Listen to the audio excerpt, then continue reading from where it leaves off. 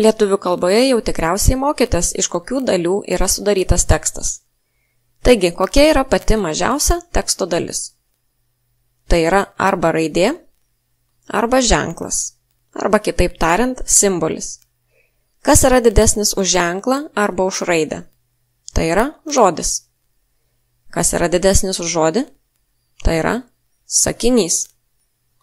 Kas yra didesnis už sakinį? Tai yra eilutė. Nors eilutė gali būti ir mažesnė už sakinį. Štai pavyzdžiui, sakinys, kuris užima 1,5 eilutės. Kas yra didesnis už sakinį ir už eilutę? Tai yra pastraipa. Ir kiekvienos pastraipos gale paprastai yra spaudžiamas klavišas Enter. Dar tekste būna pavadinimas. Na, tiksliau ne tekste, o virš teksto. Ir pavadinimas gali būti dar kitaip vadinamas žodžiu antraštė.